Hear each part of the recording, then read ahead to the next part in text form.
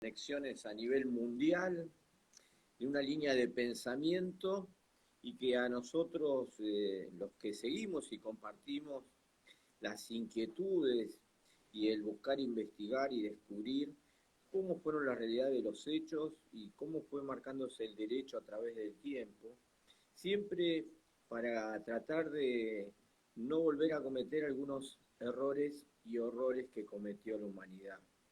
Dentro de ese marco, ¿no? Hoy vamos a hablar del juicio de Nuremberg, del juicio a los juristas, o sea, el poder judicial de la Alemania nacionalsocialista, la Alemania nazi.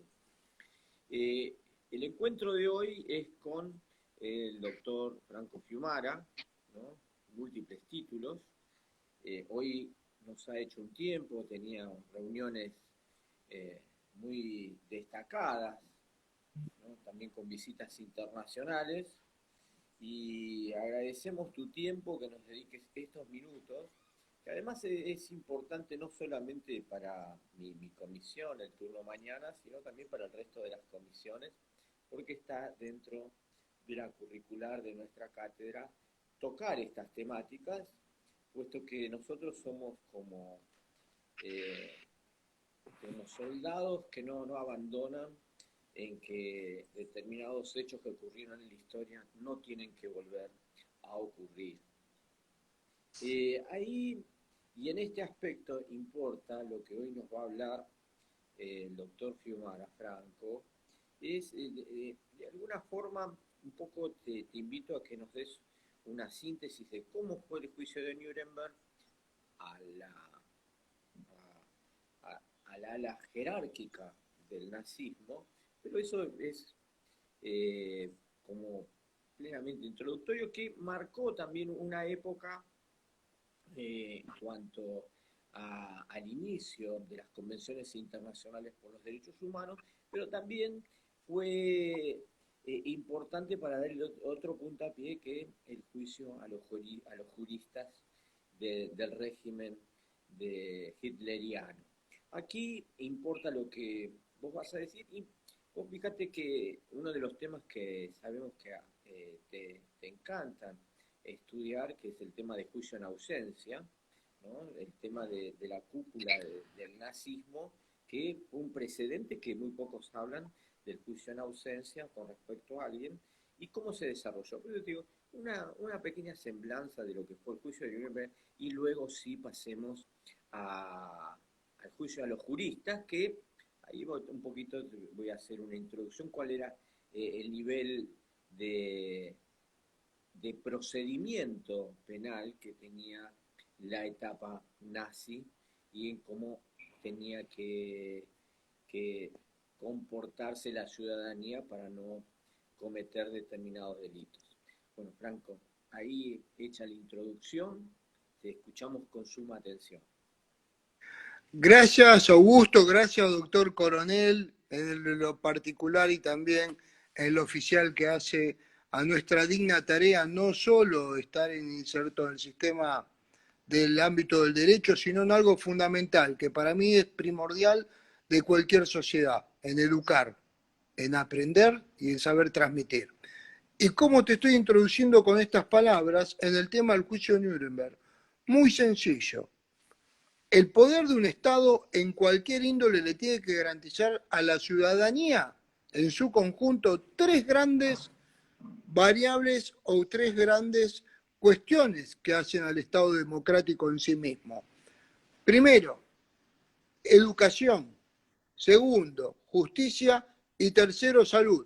Dije tercero enumerándolos cada uno, pero no quiere decir que son solo de carácter enunciativo y no taxativo en el orden que dije. Es el conjunto y el pilar de cualquier Estado democrático. Ahora bien, ¿qué hicieron los nazis? Vulneraron estos tres principios fundamentales.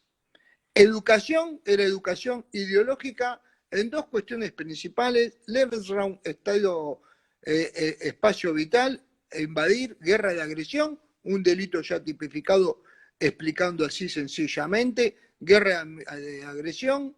Justamente todos el conjunto de los que participaban en el nazismo en sus distintas agencias estatales conspiran para cometer esa guerra de agresión. Ya tenemos 2 delitos: conspiracy por pertenencia a estas agrupaciones, y después, para los nazis hacerse del poder y consolidarse, tuvieron que cooptar la educación y la justicia. Bien, me dicen, ¿dónde entran la salud? La salud justamente es el caso 1 de los juicios secundarios de Nuremberg o juicio complementario, que es justamente contra el ministro de Salud y contra todos los que tenían que ver con las políticas de eugenesia, eutanasia y de discriminación racial en cuanto a la superioridad por eso remarcada. Con esto te puse prácticamente dentro del juicio en ausencia, del juicio de Nuremberg, del juicio principal, del cual nos faltan 2 cuestiones también más. Crímenes de guerra, que era vulnerar todos y cada uno de los tratados internacionales, de las convenciones de Ginebra de 1899, donde está justamente la famosa cláusula Martens, que ya habla de crímenes que lesionan a la humanidad en su conjunto, lesa humanidad posteriormente, que es la Shoah, el genocidio. Hablo de una forma sociológica y no tan jurídica, porque lo que hoy conocemos como Shoah o Holocausto, técnicamente tipificado después del 48, sería genocidio en su conjunto, que la discriminación de un grupo en cuanto a su condición de pertenencia, ya sea religiosa, cultural, étnica, racial, ¿no? O sea que en todo su conjunto abarcaba al judaísmo en su conjunto, valga la redundancia. Y por otro lado tenemos la Shoah dentro de los crímenes de guerra, que era como lo propuso el Estatuto de Londres y las modificaciones realizadas justamente por el Estatuto del Tribunal Penal Internacional en su artículo 6, y tenemos ya, como les mencioné, los 4 delitos: conspiración para cometer crímenes de guerra, guerra de agresión y justamente genocidio. ¿Y qué hicieron los líderes, los 17 países que le delegaron poder a los 4 países principales que llevaron en su conjunto el juicio principal? Es decir, Estados Unidos, Unión Soviética, la República de Francia y Gran Bretaña. Se pusieron de acuerdo en reglas que hacen a la humanidad en su conjunto, no vulneran nunca la ley ex post facto, como siempre se la defiende, porque ya estaban los antecedentes de la Convención de 1920, del Tratado de Versalles y la del Tratado de Sèvres, que era la rendición, donde tipificaban justamente los delitos de lesa humanidad por primera vez en la historia, con penas y todo incluido, y de ahí es donde nace este derecho internacional. ¿Y por qué? Porque Alemania estaba, en ese momento se había rendido incondicionalmente, estaba bajo un gobierno de control aliada, y ellos tenían que juzgarlo. ¿Y por qué? Porque los jueces naturales de juzgar a los nazis capturados en la cúpula del nazismo para el primer juicio de Nuremberg, tenían que ser juzgados por los propios jueces nazis, que habían cometido cuestiones inherentes. Entonces los aliados se dan cuenta, cometieron crímenes, asesinatos judiciales. ¿Cómo vamos que estos jueces nazis vayan a juzgar a los mismos nazis por los crímenes? Ya tuvimos como ejemplo el juicio de Hitler de 1923, que fue su gran plataforma política de lanzamiento, ¿no?, que él utilizó al respecto. Entonces, por eso sale del juicio principal de Nuremberg, donde hubo 12 condenados a muerte, uno en ausencia